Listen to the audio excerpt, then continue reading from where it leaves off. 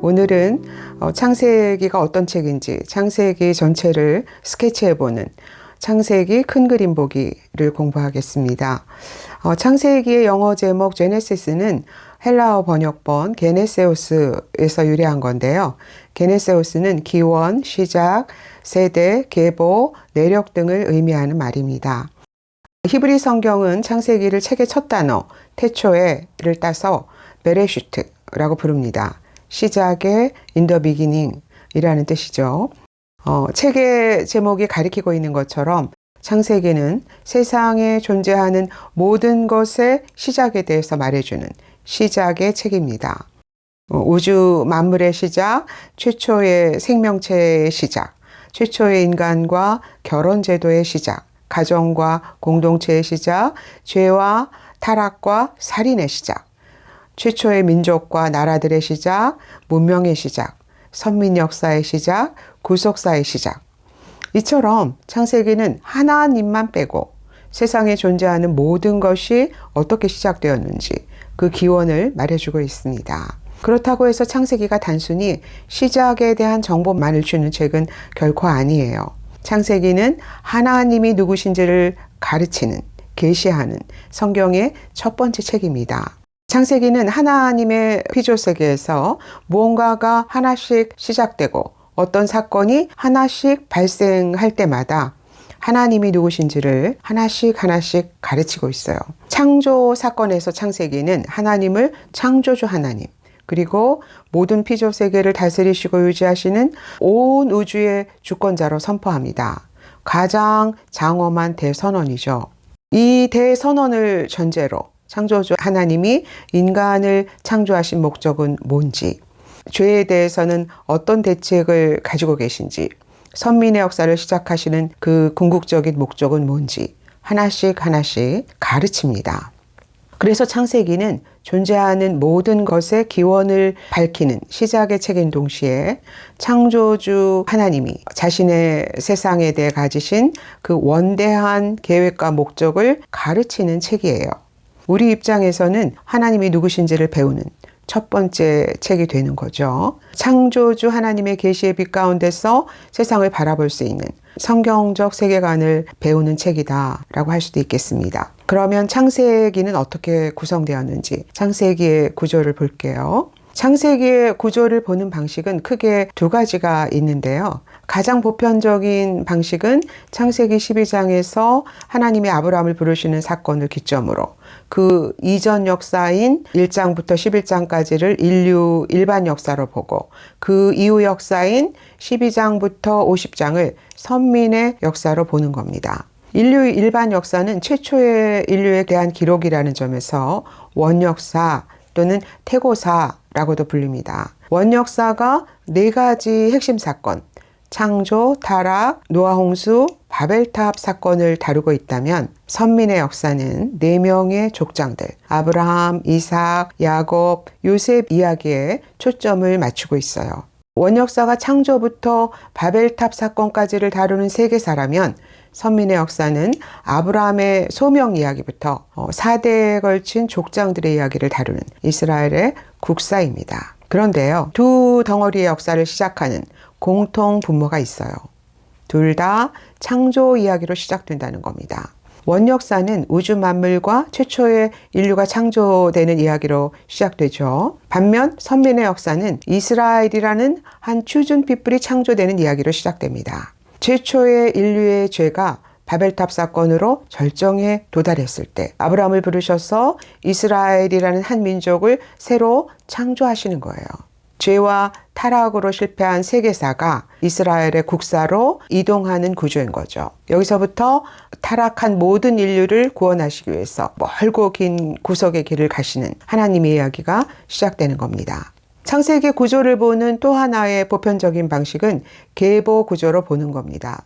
계보는 히브리어로 톨레도트라고 하는데요. 창세기에는 이것이 누구누구의 계보니라, 뭐뭐뭐의 내력은 이러하니라, 그 가족의 역사는 이러하니라, 이런 어구가 10번이나 등장합니다. 여러 버전으로 번역되어 있지만 히브리 본문에서는 이 어구는 다 똑같습니다. 엘레 텔레도트예요.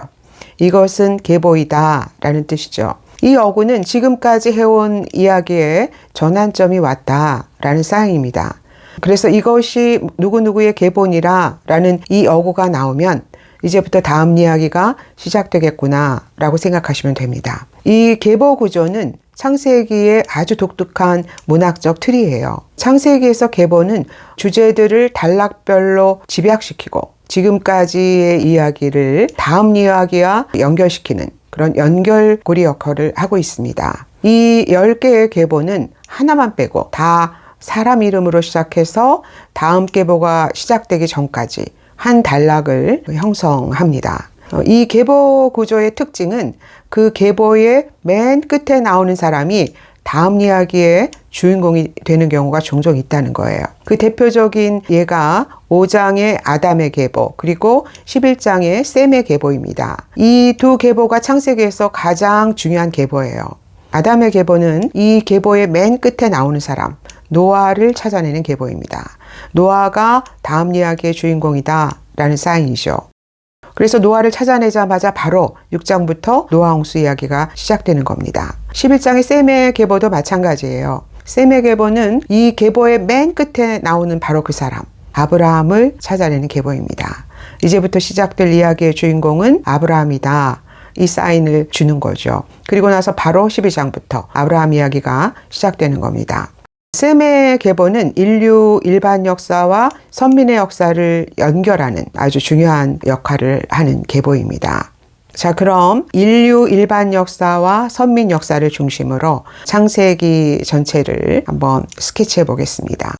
창세기 1장에서 11장의 메시지와 범위는 우주적이고 전 세계적입니다. 이 11개의 장 안에서 우주 만물과 사람이 창조되고 안식일과 결혼제도가 세워집니다. 여기까지가 창조 이야기죠. 그 다음 3장부터 11장의 이야기는 하나님의 그 선하신 창조 세계에서 무슨 일이 일어났는가. 그 아름다웠던 낙원이 어떻게 손상되기 시작하고 그 죄의 산사태로 무너지기 시작했는가를 추적하는 이야기입니다. 3장에서 첫 번째 타락 사건이 일어나고 선악과 사건이죠. 그 다음에 4장에서 가인의 첫 살인 사건이 발생합니다. 가인의 후예들이 롯 땅으로 이주해서 최초의 문명을 발전시키는데 그들의 그 사회는 살인을 찬양하는 폭력 사회가 되었다라고 말하는 게 4장의 이야기죠. 그 다음 6장에서 노아 홍수 사건이 일어나고 11장에서 바벨탑 사건이 일어납니다. 이 많은 사건들 중에서 가장 핵심적인 4가지 사건은 창조, 타락, 노아 홍수, 바벨탑 사건이에요. 자, 그러면 이제 창조, 타락, 노아 홍수, 바벨탑 사건 이야기를 스케치해 보겠습니다. 하나님은 자신의 형상대로 창조된 첫사람 아담에게 모든 피조 세계를 다스릴 수 있는 대리 통치권을 주셨어요. 대신 딱 한 가지만 금지하셨습니다. 선악을 알게 하는 나무는 먹지 말라. 그걸 안 먹는 게 내가 하나님이 아니라 내가 하나님이라는 사인이다. 그런데 그만 그걸 먹은 거죠. 왜 먹었겠습니까? 자기가 하나님이 되려고.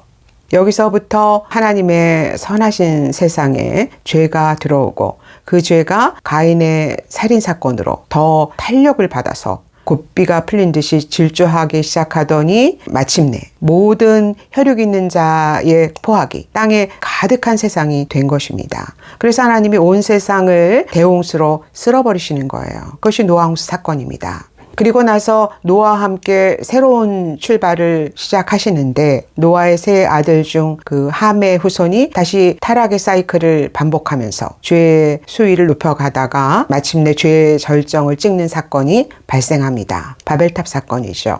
여러분, 선악과 사건이 한 인간 부부의 반역 사건이었다면 바벨탑 사건은 온 인류가 똘똘 뭉쳐서 우리가 하늘 꼭대기까지 성을 쌓고 우리가 하나님이 되자라고 기치를 들었던 최고의 반역 사건입니다. 하나님은 이 타락한 인류가 더 이상 똘똘 뭉치지 못하도록 언어를 혼잡게 하셔서 온 지면에 흩으셨어요. 이 사건으로 인류 일반 역사가 끝나는 것이죠. 그런데 하나님이 이 사건이 끝나자마자 바로 셈의 족보에서 아브라함을 찾아내시는 것입니다. 여러분, 이 역사에는 두 가지의 주제가 함께 공존하면서 흘러갑니다. 죄의 확산이라는 주제와 은총의 확산이라는 주제예요. 하나님의 세상에서 죄가 시작되자마자 하나님은 즉각 원시 복음이라고 불리는 최초의 복음을 선포하십니다. 여자의 후손이 뱀의 머리를 상하게 할 것이다. 여자의 후손으로 오실 한 왕이 뱀에게 회복 불가능한 치명타를 가해서 완전한 승리를 거둘 것이다 라는 예고죠. 먼 훗날 여자의 후손으로 오실 예수 그리스도를 바라보고 있는 복음에 준하는 약속입니다. 노아의 홍수 심판 이후에도 하나님은 노아와 함께 언약 맺으시고 회복과 구원의 메시지를 선포하십니다. 내가 너와 언약을 세우리니 다시는 홍수로 땅을 멸하지 않을 것이다. 내가 하늘에 무지개를 두고 그 언약을 꼭 기억하겠다. 이렇게 말씀하시잖아요. 그렇다면 여러분, 하나님은 똘똘 뭉쳐서 하나님같이 되겠다고 성을 높이 쌓았던 그 바벨탑의 후예들에 대해서는 어떻게 하실까요? 선민의 역사에 그 답이 있습니다. 인류의 고질적인 죄와 반역에 대해서 하나님은 어떤 일을 하실 수 있는가? 모든 성경 이야기는 이 하나의 질문에 대한 아주 긴 대답이라고 할 수 있습니다. 하나님과 인간의 관계는 깨어졌어요. 이제 하나님은 무엇을 하실 수 있는가? 하나님이 아브라함에게 주신 약속은 이 질문에 대한 은혜로운 응답입니다. 하나님은 그 용서할 수 없는 반역자들을 다시 사랑하기로 결정하셨어요. 너로 말미암아 모든 민족이 복을 얻으리라. 그것이 하나님이 아브라함을 부르시는 이유이고 선민의 역사를 시작하시는 목적입니다. 결국 인간은 하나님의 은혜로 밖에는 생존할 수 없는 존재인 것이 증명되었습니다. 이 약속은 타락한 온 인류를 구원하시려는 구속의 전주곡이에요. 죄로 신음하는 모든 인류에게 하나님의 은총이 시작되었다를 알리는 신호입니다. 그 일은 오직 하나님의 은총 속에서만 하실 수 있는 엄청난 일입니다. 이 약속의 끝에서 예수 그리스도가 오실 것이고 그 아들이 온 인류의 죄값을 치르기 위해서 대신 죽으실 것이기 때문이에요. 이렇게 죄가 깊어질수록 은총이 확산되고 있습니다. 여러분, 인류 일반 역사가 온 세상의 이야기라면 선민 역사는 신앙 공동체의 이야기입니다. 하나님은 모든 인류를 위해서 이스라엘을 부르셨어요. 타락한 문명의 중심부인 갈대아우르에서 아브라함 한 사람을 부르셔서 모든 세상을 다시 축복하시는 통로로 삼으신 것입니다. 마찬가지로 하나님은 우리를 타락한 세상 속에서 빼내셔서 신실한 하나님의 백성이 되도록 교회로 부르셨습니다. 첫사람 아담에게 자신의 창조 세계를 섬기는 대리 통치권을 주신 것처럼 세상 나라가 우리 주와 그리스도의 나라가 되어서 그가 세세토록 왕노릇 하실 때까지 우리에게 세상을 맡기셨어요. 복의 통로가 되라고. 그래서 우리가 우리 된 것은 은혜로 밖에는 설명할 수 없는 기이한 일이죠.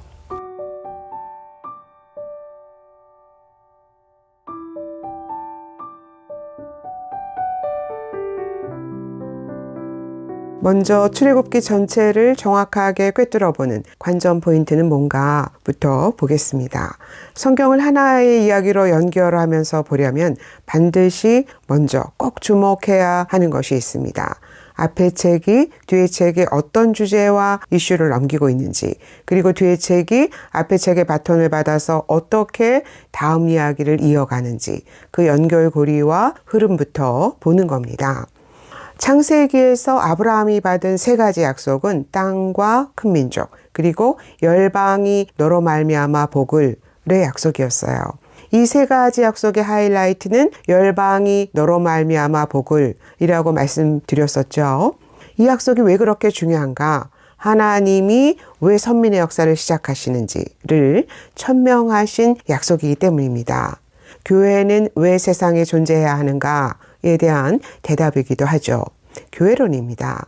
그래서 이 약속은 요한계시록에서 우주적인 열방교회가 완성될 때까지 모세오경, 역사서, 선지서의 모든 길목에서 계속해서 메아리치고 또 메아리칩니다. 목적지가 어딘지, 왜 부르심을 받았는지, 왜 거기로 가고 있는지를 잊지 말라고 계속해서 리마인드 시키고 있는 것이죠. 이 목적지를 놓치면 큰 민족도 약속의 땅도 다 의미가 없는 겁니다. 하나님은 거대한 제국을 세우시려고 큰 민족을 만드시는 게 아니에요. 이 약속이 없으면 여호수아의 땅 정복은 그냥 피비린내 나는 땅 뺏기 싸움에 불과합니다. 모든 성경 이야기는 열방을 축복하시려는 하나님의 이 궁극적인 목적 안에서만 본래 의미를 갖는 것입니다. 자, 그러면 이 중요한 약속을 넘겨받은 다음 책 출애굽기에서 하나님이 반드시 말씀해 주셔야 하는 것은 뭘까요? 어떤 방식으로 그 약속을 성취할 것인가를 말씀해 주셔야 하는 것이죠. 목적지를 약속하셨으면 거기로 가는 방법도 가르쳐 주셔야 하지 않겠습니까? 하나님의 대답은 너희가 제사장 나라가 되며 거룩한 백성이 되리라 입니다. 내가 열방이 너로 말미암아 복을의 약속을 성취하는 방식은 너희를 제사장 나라와 거룩한 백성으로 만드는 것이다 라고 확인해 주시는 것이죠. 그것이 하나님의 플랜이에요. 그래서 출애굽기의 가장 중요한 프로젝트는 제사장 나라의 거룩한 백성 만들기입니다. 더 정확하게 말하면 제사장 나라의 거룩한 백성이 되어서 열방의 복이 되기인 것이죠. 열방의 복이 되기는 약속이고 제사장 나라의 거룩한 백성 되기는 그 약속을 성취하기 위한 부르심입니다. 그들은 열방의 복이 되기 위해서 제사장 나라의 거룩한 백성이 되어야 하고 제사장 나라의 거룩한 백성이 되어야만 열방의 복의 통로가 될 수 있는 것입니다. 다시 말해서 이스라엘은 열방의 복의 통로가 되기 위해서 모델 국가의 모델 백성으로 부르심을 받고 있는 거예요. 그걸 이해하는 것이 출애굽기의 관전 포인트입니다. 이 관전 포인트는 이후에 모든 성경을 이해하는 관전 포인트이기도 합니다. 이 시점부터 이스라엘의 모든 역사는 그들이 이 약속과 부르심에 어떻게 반응했는가에 대한 해설이라고 할 수 있는 것이죠. 출애굽기라는 제목은 헬라어 성경이 이 책에 붙였던 에스호도스라는 이름을 영어 성경이 엑소더스로 번역한 건데요. 탈출, 떠남이라는 뜻이죠. 이 제목을 우리말 성경이 애굽 탈출기라는 뜻에서 출애굽기로 붙인 겁니다. 탈출은 분명 이 책의 중요한 핵심 사건이죠. 그러나 탈출 사건은 18장에서 끝납니다. 이후 40장까지의 더 많은 분량의 이야기는 시내산에서 율법 받고 성막을 짓는 이야기예요. 이 책의 핵심 사건은 탈출, 율법, 성막인 것이죠. 그런 점에서 출애굽기라는 제목이 책 전체의 관심사를 충분히 다 반영하고 있다라고 말하기는 어렵죠. 자, 그러면 출애굽기 전체를 흘러가는 중심 주제는 뭔지 살펴보겠습니다.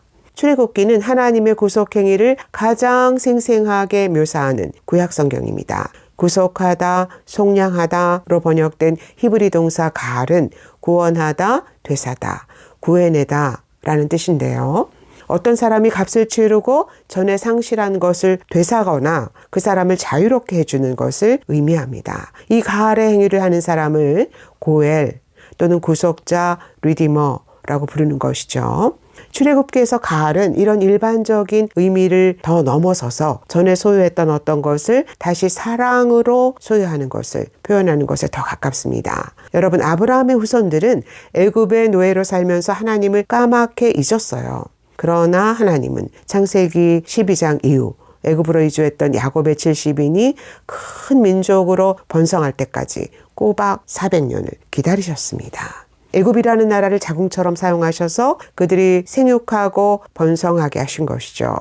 탈출은 하나님이 이스라엘의 고엘이 되셔서 원래 자신의 소유였던 백성을 애굽이라는 악의 왕국으로부터 건져내시고 다시 자신의 것으로 되찾으신 구속 사건입니다. 성경이 기록하는 최초의 구속 사건인 셈이죠. 이 탈출 사건은 하나님의 완전한 구속 계획을 예표하고 있어요. 예수님은 애굽보다 더 캄캄한 흑암의 권세, 죄와 죽음의 종살이로부터 모든 인류를 건져내시기 위해서 세상 죄를 지고 가는 하나님의 어린 양으로 오시지 않았습니까? 그걸 보여주는 결정적 사건이 마지막 재앙 사건이죠. 애굽에 처음 난 것을 모두 치시는 이 무서운 죽음의 재앙에서 하나님이 애굽과 이스라엘을 구별하시는 딱 하나의 기준은 이스라엘 집의 문설주에 바른 어린 양의 피였어요. 여기서 유월절이라는 이스라엘의 첫 절기가 탄생하는 것이죠. 여러분, 유월절을 왜 The Passover라고 부르나요? 문설주에 바른 어린 양의 피 때문에 죽음의 재앙이 이스라엘 집을 패스오버했다라는 뜻이죠. 예수님은 바로 그 유월절 기간에 자기 몸을 찢으시고 십자가에 흘리신 대속의 피로 모든 인류를 구원하셨습니다. 죽음의 재앙이 덮치지 못하도록 패스오버하게 하심으로써 모든 열방을 위한 완전한 고엘이 되신 것이죠.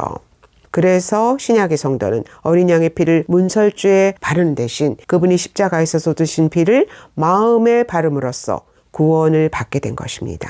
출애굽기의 전반부를 이끄는 또 하나의 아주 중요한 주제가 있는데요. 하나님을 아는 것이라는 주제입니다. 출애굽기에서 하나님이 누구신지를 제대로 아는 사람은 아무도 없습니다. 모세도 몰라요. 떨기나무 아래서 하나님을 처음 만났을 때 당신의 이름은 무엇입니까? 라고 묻잖아요. 이스라엘은 하나님을 자기 조상들의 하나님 정도로만 기억하고 있습니다. 바로는 아예 도대체 여호와가 누구냐 그러잖아요. 내가 수많은 신들을 다 아는데 그런 이름은 생전 처음 들어봤다 라는 말입니다. 애굽에서 여호와는 수많은 신들의 목록에 이름도 못 올린 정체불명의 무명의 신 취급을 받고 있었던 것이죠. 열재앙 사건은 이 무명의 신 여호와가 이스라엘과 바로 애굽과 온 천하에 자신이 누구신지를 선포하신 사건입니다. 왜 열재앙인가? 10번이나 반복해서 자신을 알리신 것이죠. 여호와가 누구신지 알 수 있는 기회를 10번이나 주신 거예요. 바로의 군대를 홍해에서 죽음으로 몰아넣으신 사건도 마찬가지입니다. 모든 표적 사건이 의도하는 것은 여호와를 아는 것에 있어요. 그래서 하나의 표적 사건이 지나갈 때마다 그들이 내가 여호와인 줄 알리라, 온 천하가 나를 알리라 라는 말씀이 후렴구처럼 반복되는 것입니다. 자기 백성을 위한 구속 행위를 하고 계시는 그 와중에도 하나님의 관심은 여전히 온 천하, 땅의 모든 족속에 자신이 누구신지를 알리는 것에 있었다라는 뜻이죠. 그 다음 시내산에 도착해서 하나님과 언약 맺고 율법 받고 성막을 짓습니다. 이 후반부의 이야기를 이끄는 가장 강력한 중심 주제는 제사장 나라의 거룩한 백성 만들기입니다.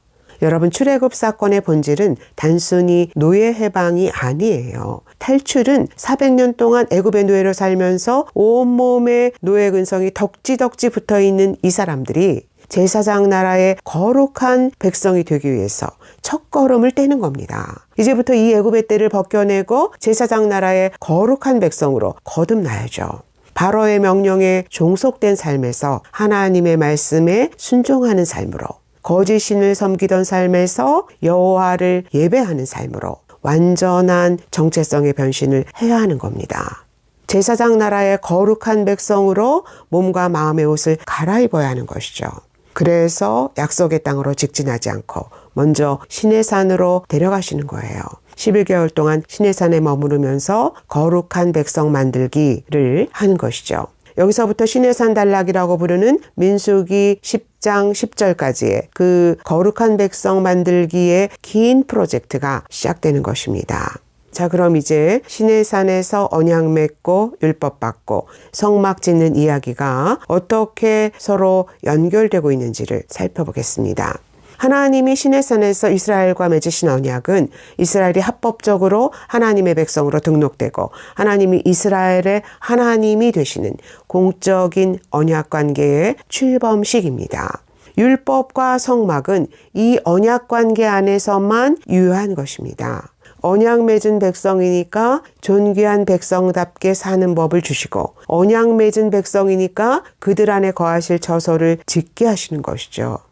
혼인서약을 한 부부이기 때문에 혼인관계를 유지하기 위해서 지켜야 하는 룰이 필요하고 부부가 함께 살아야 할 집이 필요한 것과 똑같은 원리입니다. 율법은 이스라엘이 하나님과의 언약관계를 유지하기 위해서 지켜야 하는 언약법이에요. 그런 점에서 법률적 용어인 율법보다는 언약법이 더 정확한 이름이죠. 이 언약관계 안에서 하나님은 성막 건설을 이렇게 명하십니다. 내가 그들 중에 거할 성소를 짓되 내가 내게 보이는 모양대로 장막을 지으라. 장막은 원래 광야에서 이동하는 성소를 의미하는 말인데요. 하나님이 언약 백성 가운데 머무시는 거룩한 처소라는 의미에서 성막이라고 하는 것이죠. 그 밖에도 회막 또는 증거막이라고도 불립니다. 회막은 하나님이 그 백성과 만나시는 장소, 즉 미팅 플레이스라는 뜻이고요. 증거막은 하나님과 이스라엘이 맺은 언약을 증거하는 곳이라는 뜻입니다. 출애굽기는 3분의 1에 달하는 많은 지면을 이 성막 건설에 할애합니다. 왜 그렇게 성막 건설에 큰 관심을 보일까요? 하나님과 이스라엘은 거기서 만나고 같이 살아야 합니다. 언약 관계가 문제가 생기고 관계가 깨졌을 때도 거기서 모든 문제가 다 풀려야 하는 거예요. 그걸 해결하는 방편으로 주신 것이 제사죠. 그래서 예배는 하나님 백성이 언약 관계를 유지하고 발전시킬 수 있도록 허락하신 가장 은혜로운 수단이고 선물입니다. 사실상 하나님 백성의 모든 것은 다 예배에 달린 것이죠. 그래서 성막이 완공되자마자 바로 레위기에서 예배부터 가르치시는 것입니다. 여러분, 이 성막의 본질은 예수 그리스도 안에서 완전하게 성취됩니다. 예수님은 이 성전을 헐라 내가 사흘 만에 다시 일으키리라고 하셨죠. 말씀대로 그분은 자신의 몸으로 자기 백성 가운데 성막을 치셨습니다. 그분은 자신의 찢어진 몸으로 우리 가운데 성막을 치신 새로운 성소이시고 완전한 성전이십니다. 그런데 사도 요한은 새 예루살렘 성에서 내가 성전을 보지 못했다라고 하지 않습니까? 여러분, 그곳에는 성전이 따로 없어요. 하나님과 어린 양이 친히 성전이 되시기 때문입니다. 자기 백성 가운데 거하시고 자기 백성을 만나시고 함께 살면서 내 백성임을 증거하시는 성전의 모든 의미가 그곳에서 어린 양과 함께 완벽하게 성취되는 것이죠. 자, 그럼 이제 마지막으로 출애굽기의 이 세 가지 핵심 사건, 탈출, 율법, 성막을 중심으로 출애굽기 전체 이야기를 간단히 스케치해 보겠습니다. 1장부터 18장까지는 애굽을 탈출해서 시내산에 당도하기까지 약 2개월간의 여정인데요. 이 이야기는 이스라엘 자손이 너무 무섭게 생육하고 번성해서 애굽 왕이 위협을 느끼고 히브리인의 장자를 다 죽이라고 명하는 이야기로 시작됩니다. 약속대로 아브라함의 후손이 큰 민족이 되었다. 이제 거기서 탈출해서 약속의 땅으로 가야 할 시간이 왔다라는 사인을 주는 것이죠. 그런데 하나님이 이 구속 프로젝트의 도구로 누구를 사용하시나? 그 적의 중심부에서 자라나게 하셨다가 40년 동안이나 미디안 광야에서 썩게 내버려 두셨던 애굽의 왕자였던 바로 그 사람 모세를 부르십니다. 모든 인간적인 기대가 다 무너진 그 시점에 그를 다시 부르셔서 위대한 지도자로 세우시는 것이죠. 그런데 열재앙 사건과 홍해가 갈라지는 그 드라마틱한 기적 앞에서 열광하고 흥분했던 백성들이 광야로 들어서자마자 곧 끝없는 불평과 원망을 쏟아내기 시작합니다. 물이 쓰다, 목이 마르다, 고기가 먹고 싶다. 도대체 왜 우리를 여기로 데리고 왔느냐? 여호와란 분이 계시기는 한 거냐? 17장의 아말렉과의 전쟁은 이런 백성들의 상황과 연관되어 있는 전쟁입니다. 하나님이 왜 전쟁의 승패를 하필 모세의 높이 들린 손에 두셨겠어요? 흔들리는 백성들 앞에서 모세의 권위를 다시 세워주시고 그 모세의 손을 통해서 다시 한번 온 천하에 여호와 니시의 하나님을 선포하신 것이죠. 19장부터 24장은 드디어 시내산에 도착한 이스라엘이 하나님과 언약 맺고 율법을 받는 이야기입니다. 여기서부터 제사장 나라의 거룩한 백성 만들기 프로젝트가 시작되는 것이죠. 드디어 이스라엘이 합법적으로 하나님 백성이 되고 하나님 백성답게 사는 원리를 가르치시기 위해서 10계명과 그 10계명을 응용한 세부적 지침으로 언약법전을 주시는 것입니다. 25장에서 40장은 성막 건설 이야기입니다. 25장에서 31장은 성막 건설을 위해서 하나님이 모세에게 상세한 설계도를 주시는 이야기고요. 35장에서 40장은 하나님이 주신 블루프린트 그대로 성막을 건설하는 이야기입니다. 이 성막 설계와 성막 건설 사이에 그 유명한 금송아지 사건이 끼어 있는 것이죠. 예배를 가르치려고 성막을 건설하고 있는데 그 사이를 못 참고 나 외에는 다른 신을 섬기지 말라, 새긴 우상을 만들지 말라라는 제1, 제2계명을 범한 거예요. 여러분, 제사장 나라의 거룩한 백성 만들기 프로젝트의 핵심은 그들을 보면 하나님이 보이도록 그 백성을 거룩한 백성으로 만들어서 모든 열방이 그들을 따라오게 하는 것입니다. 다시 말해서 그들은 모든 열방이 보도록 전시장에 진열된 전시 백성으로 부름받은 거예요. 그런 백성을 모델 백성이라고 하는 거죠. 모델의 원리가 뭔가요? 따라하고 싶을 만큼 매력적이어야 하는 것이 생명입니다. 그런데 따라오게 해야 할 모델 백성이 자꾸 다른 게 더 매력적으로 보여서 더 매력적인 것을 거꾸로 따라가는 것이죠. 하나님은 이런 백성들에게 열방이 너로 말미암아 복을 원대한 꿈을 꾸고 계신 겁니다. 그래서 구속의 역사는 처음부터 끝까지 받을 자격이 없는 자에게 베푸시는 불합리한 은혜의 역사인 것이죠. 자, 그러면 이런 사람들에게 하나님이 완공된 성막에서 어떤 일을 하시는지 레위기 큰 그림 보기를 다음 주에 공부하겠습니다.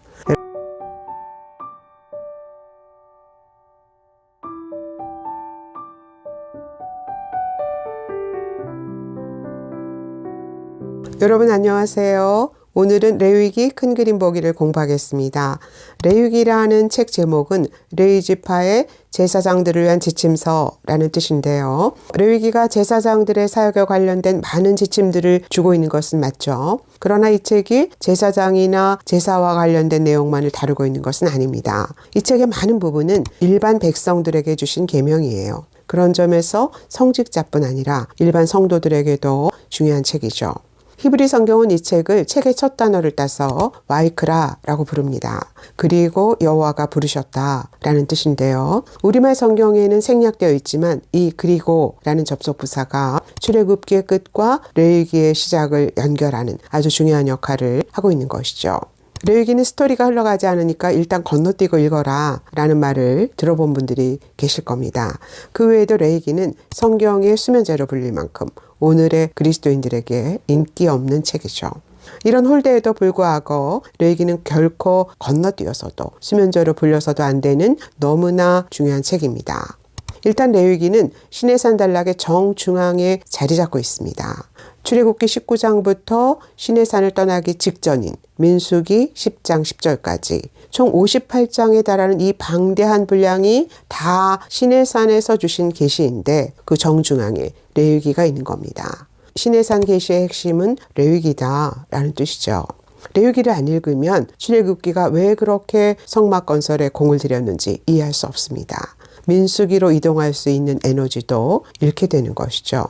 레위기는 신약 성경에서도 40회 이상 인용될 만큼 중요한 책입니다. 레위기의 희생 제사는 예수님의 대속의 죽음을 이해하는데 결정적으로 중요한 역할을 합니다. 신약의 저자들이 십자가 복음의 의미를 해석하는데 풍부한 기초를 제공한 것이죠. 특히 히브리서는 레위기를 기초로 예수 그리스도가 단번에 이루신 영원한 속죄를 가장 풍부하고 정확하게 설명하는 대표적인 신약 성경입니다. 그런데 이 중요한 레위기가 왜 그렇게 읽기 싫은 책이 되었을까요? 일단 전체가 다 법이기 때문에 지루하기도 하고 그 피비린내 나는 희생제사 또는 우리의 현실과 그렇게 맞지 않는 정결법 이런 것들이 예수 믿고 구원받는다에 익숙해져 있는 우리에게 낯설게 느껴지기 때문입니다. 그러나 레위기는 우리가 읽고 싶어 하지 않는 바로 그 끔찍한 희생제사를 통해서 예수 믿고 구원받는다가 얼마나 비싼 대가를 치른 비싼 은혜인지를 소름 끼치도록 생생하게 보여주는 책인 동시에 거룩의 부르심을 통해서 우리의 영원한 딜레마인 성화를 가르치는 책입니다. 그럼 이제 레위기가 어떻게 출애굽기의 다음 이야기를 이어가는지를 보겠습니다. 출애굽기는 완공된 성막에서 여호와의 영광이 충만하게 임재하시는 감격적인 장면으로 끝났습니다. 레위기는 바로 그 성막에서 하나님이 모세를 부르시는 이야기로 시작되죠. 약속대로 하나님은 자기 백성 가운데 거하시고 그들과 만나시려고 그 만남의 장소 회막으로 내려오셨습니다. 지금까지 시내산 위에서 말씀하시던 하나님이 시내산 아래 회막으로 내려오신 거예요. 그 회막에서 이제부터 뭘 하실 건가? 제사장 나라의 거룩한 백성 만들기. 이 시내산 프로젝트의 제2탄을 시작해야죠. 하나님과 언약 맺고 율법 받고 성막을 건설한 언약 백성의 다음 이야기는 그 성막을 중심으로 거룩하신 하나님과 함께 살아가기입니다. 그래서 레위기는 어떻게 거룩하신 하나님께 가까이 나갈 수 있는가, 어떻게 거룩하신 하나님과 함께 살아가는 거룩한 백성이 될 수 있는가를 배우는 책이에요. 레위기에서 이걸 배워야 민수기로 이동해서 시내산을 떠날 수 있는 겁니다.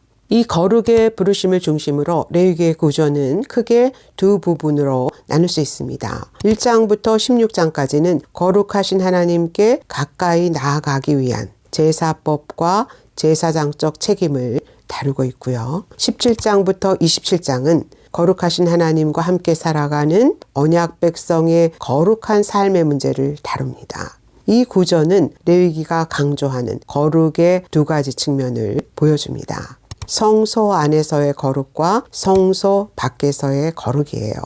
하나님 백성은 먼저 하나님 앞에서 거룩해야 하고 하나님 앞에서의 거룩은 반드시 성소 밖의 일상의 삶으로 흘러가야 한다를 강조하는 것이죠.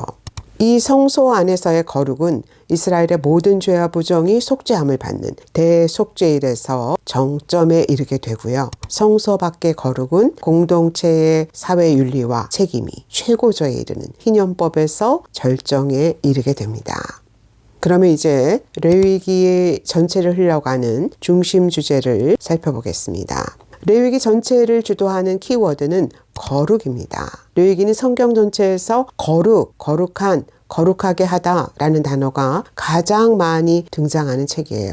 거룩은 레위기 전체를 흘러가는 중심 주제이고 모든 단락을 이어주는 연결고리 역할을 합니다. 그래서 레위기를 거룩을 가르치는 거룩의 교본, 교과서라고 하는 것이죠. 레위기 19장 2절은 레위기 전체를 요약하는 핵심 표입니다. 너희는 거룩하라. 이는 나 여호와 너희 하나님이 거룩함이니라. 레위기를 이해하는 열쇠는 이 명령을 이해하는 거예요.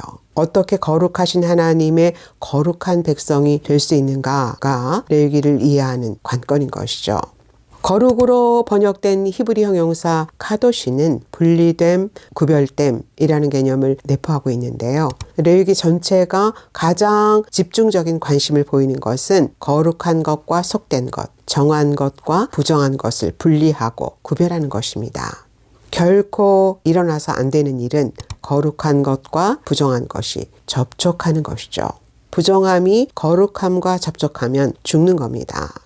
하나님은 본성 자체가 거룩이시기 때문에 부정함과 동거하실 수 없으세요. 그래서 하나님께 가까이 나아가려면 반드시 죄로 오염된 부정의 상태를 처리해야 하는 것이죠. 이 부정의 상태를 진단하고 부정하게 되었을 때 다시 정결함의 상태로 회복할 수 있도록 처방해서 죽음을 면하게 하는 것, 그것이 제사장의 책무입니다. 제사법, 정결법, 성결법전은 모두 이 부정의 상태를 처리해서 정결함의 상태로 회복하기 위해서 주신 법들입니다. 그런데 레위기는 왜 그렇게 거룩한 것과 부정한 것을 까다롭고 엄격하게 구별할까요? 그들은 하나님의 거룩을 열방 가운데 드러내도록 만민 중에서 구별하신 제사장 나라여 거룩한 백성이기 때문이죠. 언약 백성의 생명은 거룩입니다. 거룩을 잃으면 다 잃는 거예요. 언약 백성의 거룩이 곧 하나님의 거룩을 드러내는 표지이고 그들이 하나님의 거룩을 드러내는 거룩한 백성이 되어야 열방이 너로 말미암아 복을 받을 수 있기 때문이죠. 마지막으로 이 거룩을 중심으로 레위기 전체를 스케치해 보겠습니다. 1장부터 7장에서 하나님은 성막에서 드려야 하는 5가지 제사에 대한 지침을 주십니다. 인간이 어떻게 거룩하신 하나님께 가까이 나갈 수 있는가, 어떻게 죄 문제를 해결하고 하나님과의 언약 관계를 유지할 수 있는가라는 문제부터 다루는 것이죠. 5가지 제사 중에서 번제와 소제, 화목제는 자발적으로 드리는 자원제사이고요. 속죄제와 속건제는 죄 문제를 해결하고 하나님과의 언약관계를 유지하기 위해서 반드시 드려야 하는 의무제사입니다. 자원제와 의무제를 구분하는 신호는 이는 여호와께 향기로운 냄새니라 라는 어구예요. 이 어구는 자원제까지만 등장합니다. 자원제는 하나님을 기쁘시게 하는 향기로운 냄새의 제사이지만 죄와 관련된 의무제는 부정함과 더러움을 태우는 역겨운 냄새의 제사이기 때문입니다. 8장에서 10장은 제사장 제도에 대한 규례입니다. 8장에서 거행되는 제사장 위임식은 출애굽기에서 하나님이 주신 지침을 그대로 따라하고 있습니다. 그런데 10장에서 갑자기 아론의 두 아들 나답과 아비후가 여호와 앞에서 죽는 사건이 발생하는 것입니다. 모든 것이 다 여호와께서 명하신 그대로 이루어졌는데 명하시지 않은 다른 불로 분향하다가 죽은 거예요. 이 사건 후에 하나님은 나를 가까이 하는 자 중에서 내 거룩함을 보이겠고 라고 의미심장한 말씀을 남기십니다. 내 가까이에서 백성을 거룩으로 인도해야 하는 제사장에게 더 엄격한 거룩의 책임을 묻겠다라는 뜻이죠. 제사장적 책임을 가진 오늘날의 영적 리더들이 두렵고 떨림으로 들어야 하는 말씀입니다. 11장에서 15장은 정한 것과 부정한 것을 구별하고 부정한 것을 처리하는 정결법입니다. 음식, 출산, 피부병과 세균성 질병, 유출병 등에 대해서 정한 것과 부정한 것을 구별하고 처리하는 상세한 지침을 주시는 것입니다. 이 법들의 포인트는 제사장 나라의 거룩한 백성은 의식주를 포함한 모든 일상의 문제에서도 거룩함의 상태를 유지해야만 하나님께 가까이 나아갈 수 있다라는 것입니다. 그래서 하나하나 뾰루지, 색점, 나병, 종기, 옴, 화상, 옷에 생긴 곰팡이, 심지어 대머리까지 이게 정한 건지 부정한 건지를 꼼꼼하게 구별해 주시는 거예요. 우주 만물을 창조하신 그 정도로 스케일이 크신 하나님이 유독 자기 백성의 거룩함을 위해서는 어떻게 이렇게 디테일에 세심한 관심을 기울이시는지 감탄하면서 읽어야 하는 장들이죠. 16장은 백성의 모든 죄를 속죄하시고 여호와 앞에서 정결하게 하시는 대속죄일에 관한 규정입니다. 이 속죄의식의 절정이 바로 아사셀을 위한 속죄염소를 광야로 추방하는 의식인 것이죠. 백성의 모든 죄를 전가받은 이 불쌍한 속죄염소가 모든 죄를 짊어지고 고독한 광야에 버려지는 것처럼 예수님은 우리의 모든 죄를 짊어지시고 고독한 땅에 버려지셨습니다. 그분이 단번에 자기를 들여서 영원한 대속을 이루신 그 영원한 제사를 통해서 지성소의 회장이 찢어졌기 때문에 오늘 우리가 1년에 단 한 번 대제사장만이 들어갈 수 있었던 그 거룩한 지성소를 그분의 피를 힘입어서 날마다 들어갈 수 있게 된 것이죠. 17장부터 27장은 거룩하라는 명령으로 가득 차 있다는 점에서 성결법전 또는 거룩의 법전으로 불립니다. 이 성결법전 전체를 흘러가는 단 하나의 맥이 있다면 하나님 백성은 하나님 앞 성소 안에서 거룩해야 하는 것처럼 성소 밖에서도 거룩해야 한다라는 것이죠. 그래서 18장과 20장에서 가나안의 그 엽기적이고 혐오스러운 음란문화, 근친상간, 남자끼리의 교합, 인신제사, 짐승과의 교합 등 그 가증한 풍속을 쫓아가지 말라고, 그 풍속을 따라가면 땅이 너희도 토해낼 것이라고 무섭게 경고하시는 것이죠. 그래서 19장에서 거룩한 백성의 삶을 가르치시고 내 이웃을 내 자신같이 사랑하는 것이 어떻게 하는 것인지를 가르치시는 것입니다. 거룩한 시간을 구별하셔서 절기와 안식년, 희년법을 주시는 것도 마찬가지입니다. 제사장 나라로 구별된 백성은 거룩하게 구별된 시간을 통해서도 열방과 달라야 하고 하나님과 같아져야 한다는 것이죠. 그래야 열방이 그들의 거룩한 삶의 방식을 보고 하나님의 거룩을 볼 수 있으니까요. 레위기는 이렇게 하나님과 함께 살아가는 거룩한 백성 되기를 집중적으로 가르치고 있습니다. 이제 곧 시내산을 떠나서 약속의 땅으로 들어가야겠죠. 다음 주에 민수기 큰 그림 보기에서 그 다음 이야기를 공부하겠습니다.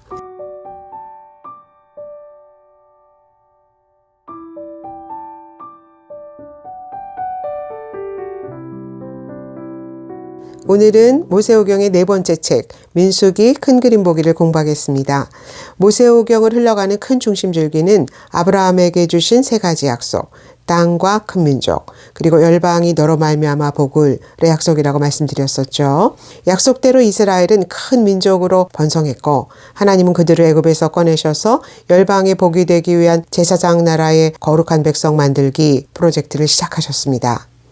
애굽에서 탈출한 지 2년째 되던 1월 1일에 성막이 세워지고 그 성막에서 거룩하신 하나님과 함께 살아가는 거룩한 백성이 되기 위해서 레위기의 법을 받았어요. 그 다음은 뭐 할 차례인가? 이제 전열을 가다듬고 약속의 땅을 향해서 진군해야죠. 민수기는 시내산에서 마지막 행군 준비를 마치고 아브라함에게 약속하셨던 그 땅을 향해 진군하는 책입니다. 지리적으로는 시내산에서 바람강야로, 바람강야에서 요단 동편 모압 평지로 이동하는 경로이고요. 시간상으로는 시내산에서 약 2달, 바람강야에서 약 38년, 모압 평지에서 약 5개월 동안 머무는 코스입니다. 지리적인 세 포인트 지점은 시내산, 바람강야, 모압 평지이고 시간상으로는 시내산에서 모압 평지에 도착할 때까지 총 40여 년의 시간이 흘러간 것이죠. 민수기라는 제목은 70인 역번 아리스모이에서 유래한 건데요. 개수 또는 숫자들이란 뜻입니다. 이 제목을 영어 성경이 넘버스로 번역하고 우리말 성경이 백성이 수를 센다로 풀이해서 민수기로 부르게 된 것이죠. 반면 히브리 성경은 책의 첫 절에 한 단어를 따서 이 책을 광야에서라고 부릅니다. 이 두 가지 이름에는 이 책을 바라보는 두 가지의 다른 시각이 반영되어 있어요. 민수기라는 이름은 이 책의 중요한 관심사가 1장과 26장에서 실시된 두 번의 인구조사에 있다라고 보는 겁니다. 이 경우 두 번의 인구조사를 기준으로 1장부터 25장은 출애굽 1세대의 이야기, 두 번째 인구조사가 실시되는 26장부터 마지막 장까지는 출애굽 2세대의 이야기가 되는 것이죠. 문제는 왜 두 번의 인구조사가 필요했는가 이겁니다. 1장의 인구조사에서 계수되었던 출애굽 1세대는 정탐꾼 반역 사건으로 광야에서 모두 죽었습니다. 이 반역 세대가 다 죽기를 기다리는 그 잔인한 시간이 흘러간 뒤에 두 번째 인구조사가 실시되는 거예요. 그것이 민수기라는 이름이 내포하고 있는 섬뜩한 메시지입니다. 광야에서라는 이름은 이 책의 관심사가 이스라엘이 시내산을 떠나 모압 평지에 도착할 때까지 그 광야의 여정에 있다라고 보는 거예요. 이 경우 민수기는 이스라엘이 시내산을 떠나는 10장 11절을 전후해서 앞에 부분은 시내산에서의 행진 준비, 뒷부분은 약속의 땅을 향해서 행진하는 광야의 여정으로 볼 수 있습니다. 역시 문제는 왜 40년을 광야에서 배회했는가 이겁니다. 시내산에서의 출정 준비는 완벽했습니다. 그러나 광야 행진이 시작되자마자 그들은 곧 맥없이 무너집니다. 광야 40년에는 이 시내산의 준비와 광야라는 실전 사이에 놓인 뼈아픈 괴리가 존재하는 것이죠. 그것이 광야에서라는 이름이 주는 섬뜩한 경고입니다. 그럼 이제 민수기의 중심 주제를 볼게요. 아브라함에게 주신 세 가지 약속 중에서 민수기가 맡은 가장 중요한 약속은 땅의 약속입니다. 민수기는 약속의 땅을 향한 여정 보고서예요. 그 땅으로 가기 위해 민수기가 마지막으로 준비한 것은 뭔가? 그렇게 완벽하게 준비했는데 왜 약속의 성취가 그렇게 오래 지연되었나? 그들은 왜 40년이나 광야를 배회해야 했는가? 어쩌다가 하나님이 약속하신 땅을 의심하게 되었나? 하나님은 그 땅을 포기한 백성들을 어떻게 하실 것인가? 이런 질문들에 대해서 대답하는 책이 민수기입니다. 여러분, 땅이라는 주제가 왜 그렇게 중요할까요? 그 땅은 이스라엘이 그냥 살러 들어가는 땅이 아니에요. 그 땅은 하나님이 음란문화의 심장부에 깃발을 꽂고 여기는 내 나라다를 선포하시는 땅입니다. 자기 백성 가운데 거하시기 위해서 구별하신 땅이고 모든 열방을 축복하시기 위해서 전초기지로 사용하실 하나님 나라의 거룩한 영토예요. 그래서 이스라엘은 그 땅을 더럽히면 안 됩니다. 그 땅을 더럽히는 순간 그들도 가나안과 똑같은 운명이 되는 거예요. 그래서 레위기에서 거룩한 백성 되기 훈련을 그렇게 집중적으로 받은 겁니다. 민수기를 흘러가는 두 번째 중심 주제는 신실하지 못한 백성과 신실하신 하나님의 은혜입니다. 민수기 전체에는 백성의 불신앙과 불순종, 그럼에도 불구하고 자기 백성을 위해 일하시는 하나님의 신실하신 은혜가 공존하면서 흘러갑니다. 시내산에서 모압 평지까지 가는 동안 7번의 반역 사건이 발생하는데요. 그중 절정 사건이 바로 정탐꾼 반역 사건이에요. 이 사건으로 출애굽 1세대는 모두 광야에서 엎드러진 시체 더미가 됩니다. 그러나 하나님은 아브라함에게 주신 약속을 끝까지 지키세요. 광야 40년은 출애굽 1세대가 죽기를 기다리는 시간인 동시에 출애굽 2세대를 기다리는 시간입니다.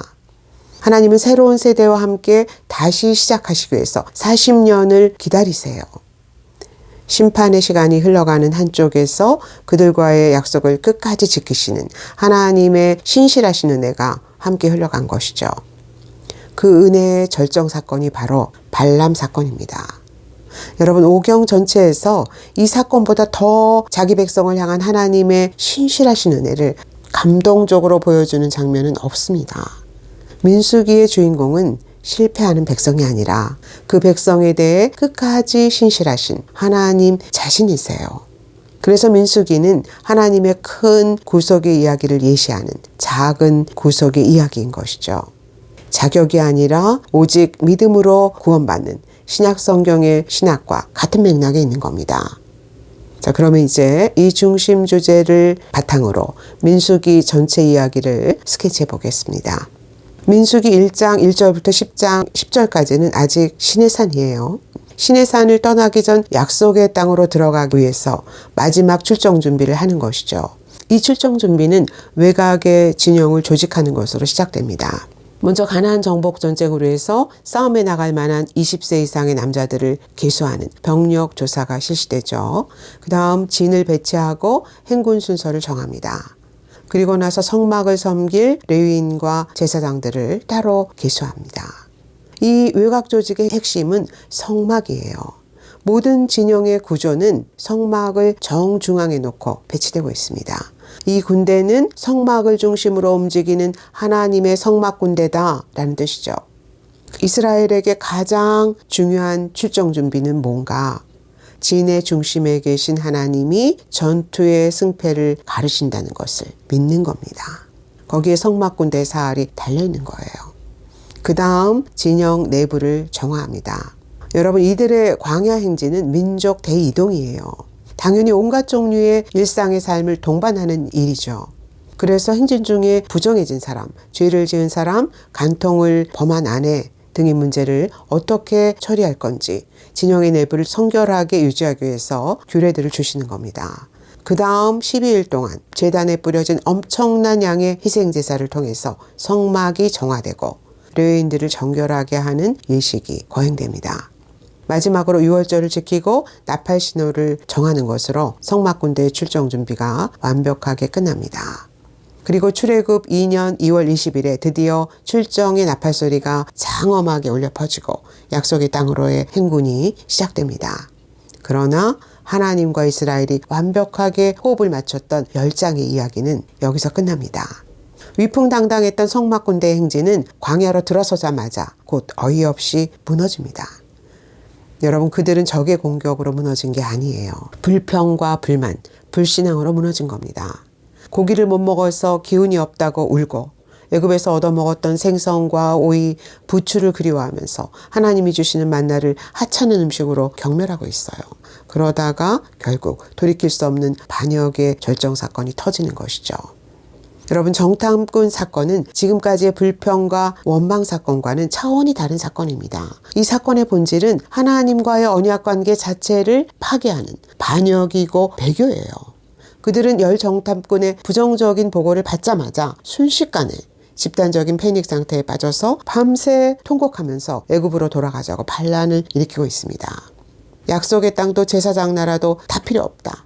아브라함에게 주신 약속, 출애굽 사건, 시내산에서 맺은 언약 다 무효다. 지금이라도 애굽으로 돌아가서 고깃가마에서 떨어지는 부스러기라도 얻어먹으면서 속편하게 살자. 이러고 있는 겁니다. 지금까지의 모든 은혜를 거부하고 성막군대의 중앙에 계신 하나님을 멸시하고 모독하면서 제사장 나라 사명의 전면 포기를 선언하는 것입니다. 그래서 언제나 우리가 누구인가가 정확하게 드러나는 장소는 시내산이 아니라 광야인 것이죠. 준비는 완벽했으나 실전에서 곧 무너진 사람들, 예배는 잘 드렸으나 척박한 삶의 현장으로 들어서자마자 곧 궤도를 잃어버린 이 사람들의 이야기가 남의 얘기가 아닌 겁니다. 이 사건으로 여호수아와 갈렙을 제외한 출애굽 1세대는 모두 약속의 땅 밖을 배회하면서 의미 없는 삶을 살다가 광야에 엎드려진 시체가 됩니다. 그것이 광야 40년의 비밀이에요. 그러나 하나님은 아브라함에게 주신 약속을 잊지 않으세요. 하나님은 역사의 전면에 등장한 새 세대와 함께 다시 약속의 땅으로 행진을 시작하시고 이스라엘은 우여곡절을 거치면서 가까스로 요단 동편 모압 평지에 도착합니다. 거기서 발람 사건이 일어나는 것이죠. 민수기는 이 사건의 석장에 달하는 아주 파격적인 분량을 할애합니다. 매우 중요한 사건이다 라는 뜻이죠. 이 사건은 하나님이 이스라엘을 저주하려는 발락 왕의 음모를 제압하시고 당대 최고의 이방술사로 알려졌던 발람의 그 사악한 입술을 비틀어서 저주 대신 자기 백성의 영광스러운 미래를 축복하게 하신 반전 드라마의 절정사건입니다. 이 저주 전문가의 입술을 통해 선포되는 네 편의 시는요, 하나님이 자기 백성에게 바치시는 성경에서 가장 아름다운 용서의 노래이고 가장 감동적인 약속과 축복의 노래입니다. 지금까지의 모든 죄와 허물을 용서하시고 상처투성인 자기 백성을 다시 일으키시는 세상에서 가장 아름다운 노래인 것이죠. 정탐꾼 사건이 반역의 절정사건이라면 발람 사건은 백성의 반역도, 사단의 음모도, 하나님의 신실하신 은혜와 사랑을 절대 이기지 못한다를 보여주는 절정사건입니다. 그래서 용서란 우리가 하나님의 명예를 실추시킨 바로 그 자리에서 하나님의 신뢰를 받는 그런 경이다라고 하는 것이죠. 여러분, 발람 사건의 더 깊은 의미는 제가 책에 자세히 써놨으니까요. 책이 있으신 분들은 꼭 읽어보시기 바랍니다. 민수기가 이스라엘의 희망이 최고조에 이르는 이 장면에서 끝나면 얼마나 좋겠어요. 참 아름다운 피날레가 되겠죠. 그런데 그 다음 장에서 바로 또 하나의 심각한 반역 사건이 발생합니다. 이스라엘 남자들이 모압 여인들의 꼬임에 빠져서 바알보올의 음란한 섹스 제사에 접속된 거예요. 가나안의 음란 종교와 전쟁을 치러야 하는 제사장 나라 백성이 그 땅에 들어가기도 전에 약속의 땅 문턱에서 미리 음란 종교의 맛을 본 겁니다. 이 사건으로 24,000명이 연병으로 죽는 무서운 죽음의 재앙이 다시 이스라엘 진영에 임하고 1장에서 계수되었던 1세대의 마지막 생존자들은 이 사건을 끝으로 완전히 무대에서 사라집니다. 이 사건 후 두 번째 인구조사가 실시되고 새로운 세대의 준비가 시작되는데요. 그런데 이 새로운 세대 속에서 다시 제2의 정탐꾼 사건이 될 수 있는 잠재적 반역 사건이 일어납니다. 루벤 지파와 갓 지파가 요단 동편 땅에 정착해서 살겠다라고 나선 것이죠.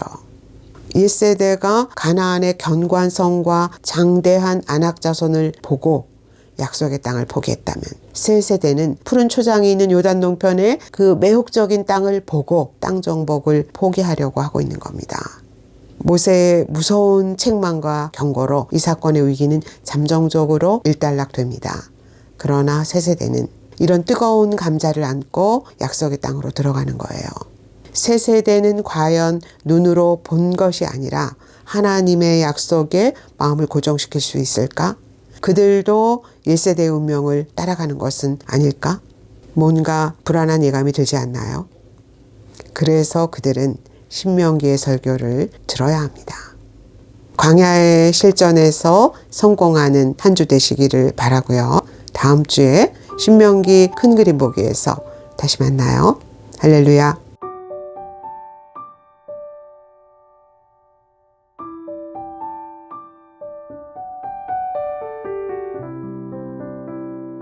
오늘은 모세오경의 마지막 책이죠. 신명기 큰 그림 보기를 공부하겠습니다. 민수기는 출애굽 1세대의 끝없는 반역과 배교, 그리고 2세대를 향한 어두운 전망으로 끝났습니다. 신명기는 민수기가 예견하고 있는 이 어두운 미래에 대한 걱정으로부터 시작됩니다.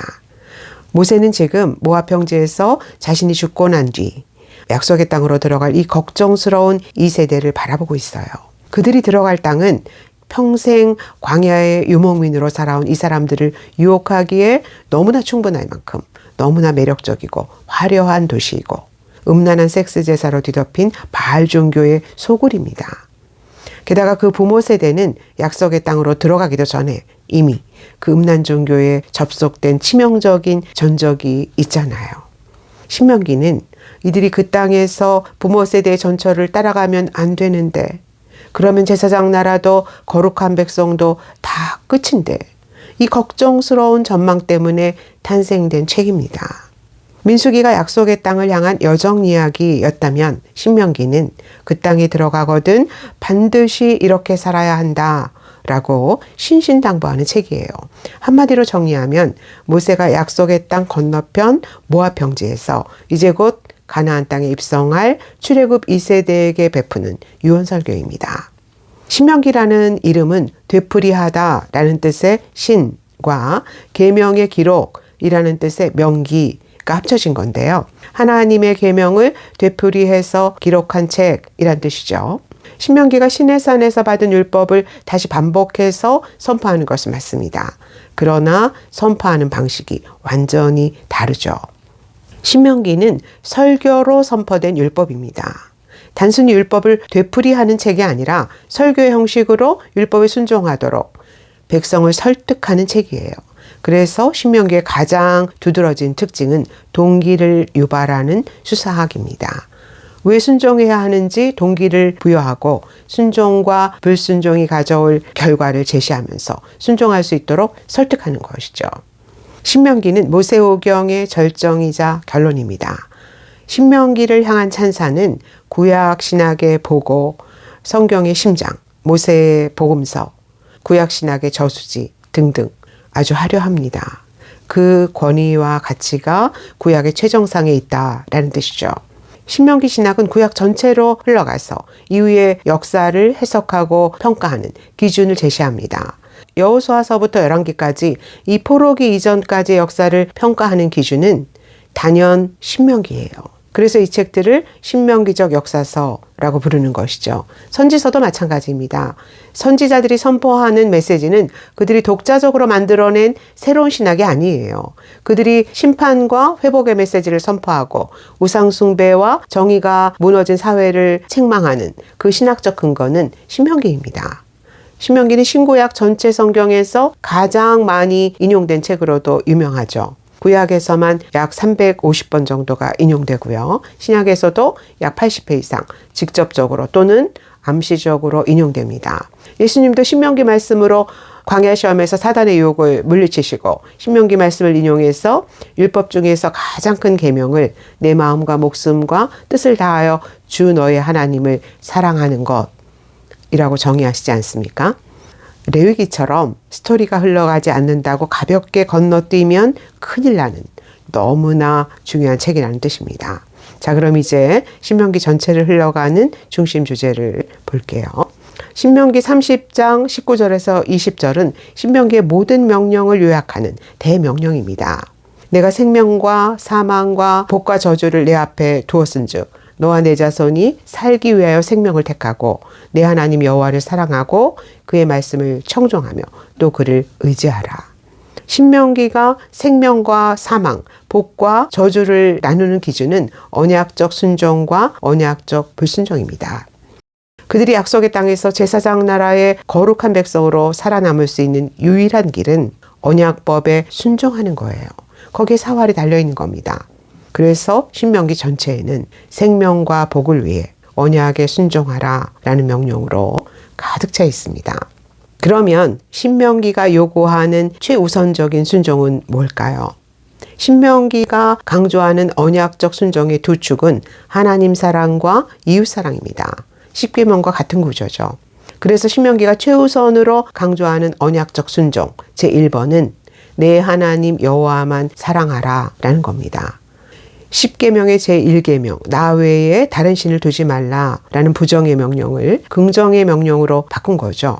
이 명령이 조금 더 살을 입힌 명령이 바로 쉐마로 불리는 신명기의 그 유명한 핵심 구절입니다. 이스라엘아 들으라 우리 하나님 여호와는 오직 유일한 여호와이시니 너는 마음을 다하고 뜻을 다하고 힘을 다하여 내 하나님 여호와를 사랑하라. 이 명령은 신명기의 심장 또는 으뜸계명이라고도 불립니다. 신명기 전체는 이 계명에 대한 해설이에요. 모세의 모든 설교 주제들 유일신 신앙, 가나안 종교에 대한 경고, 중앙성서 원칙, 율법 순종 모두 다 이 으뜸 계명에 대한 부연 설명이라고 할 수 있습니다. 하나님이 요구하시는 언약적 순종은 언제나 하나님 사랑에서 그치지 않죠. 반드시 형제 사랑을 함께 요구하십니다. 신명기는 한 하나님, 한 성소, 한 율법, 한 백성, 한 땅이라는 개념을 특히 강조합니다. 한 성소에서 한 하나님께 예배드리는 한 율법을 가진 백성은 한 땅에서 서로 사랑하며 살아가야 하는 한 백성이고 한 형제라는 것이죠. 그런데 이 형제 사랑과 사회정의의 구현을 명할 때마다 똑같은 동기절이 후렴구처럼 등장합니다. 하나님이 너를 애굽 땅에서 속량하셨음을 기억하라. 그것이 신명기가 말하는 형제 사랑의 원리예요.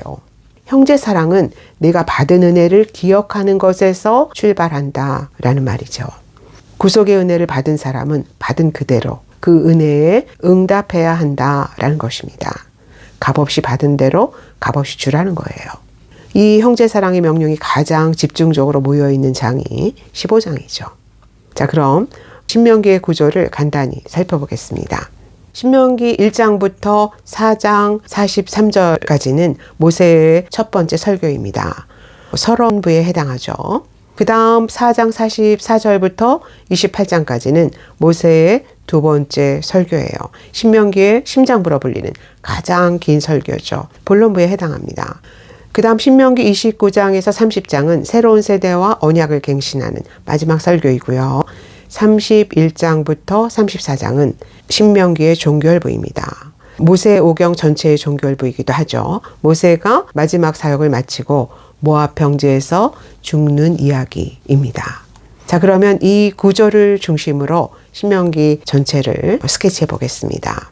모세의 첫 설교는 호렙에서 모압 평지에 도착할 때까지의 역사를 회고하는 것으로 시작됩니다. 왜 그럴까요? 새 세대가 부모 세대의 실패를 반복하지 않으려면 역사를 통해 무엇이 잘못되었는지부터 알고 1세대가 저지른 뼈아픈 그 실패의 강부터 건너야 하기 때문이죠. 그러나 이 첫 설교는 죄를 지적하는 것에서 끝나지 않아요. 모세는 이스라엘이 위대한 나라가 될 수밖에 없는 두 가지의 큰 근거를 제시합니다. 하나는 어떤 신과도 견줄 수 없을 만큼 자기 백성에게 가까이 계시는 신을 가진 나라라는 것이고, 다른 하나는 어떤 민족의 법과도 비교할 수 없을 만큼 탁월한 율법을 가진 나라라는 것입니다. 그러니 그 탁월한 율법을 지켜 행하고 가장 친밀하게 너희 곁에 계신 하나님만 사랑해라. 이게 결론이죠. 동기를 유발해서 회중을 설득하고 설교의 목적에 정확하게 도달하는 탁월한 설교입니다. 그 다음 두 번째 설교는 모세가 이스라엘 자손에게 선포한 율법은 이러하니라로 시작됩니다. 여기서부터 설교로 선포되는 모세의 율법 해석이 본격적으로 시작된다라는 뜻이죠. 이 설교는 세 부분으로 나눌 수 있는데요. 5장에서 11장은 10계명을 설교 주제로 잡고 백성이 여호와의 도를 지켜 행하고 마음과 뜻을 다해 하나님을 사랑할 수 있도록 설득하는 서론부에 해당합니다. 이 서론부의 핵심 구절이 바로 들으라 이스라엘아로 시작되는 쉐마 명령이죠. 12장에서 26장은 신명기 법전으로 불리는 본론부입니다. 여기서 율법을 구체적으로 삶에 적용하는 세부법들이 본격적으로 선포되는 거예요.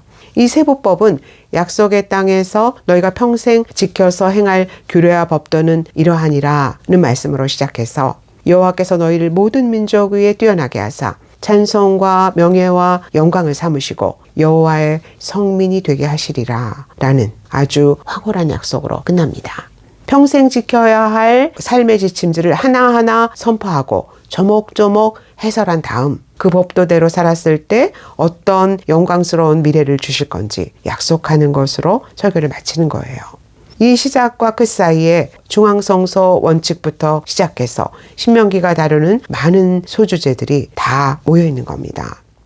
27장에서 28장은 언약적 축복과 언약적 저주장이라고 불리는데요. 지금까지의 설교 내용에 대한 결론이라고 할 수 있죠. 핵심은 이겁니다. 자, 나는 이제 다 말했어. 그 땅에서 너희가 이 모든 명령에 순종한다면 하나님이 이런 복을 주실 것이고 하나님을 잊고 불순종한다면 이런 저주를 받게 될 거야. 어떡할래? 선택해. 이겁니다. 분명 순종과 복을 선택하라는 건데 문제는 축복보다 저주의 목록이 4배나 더 많다는 거예요.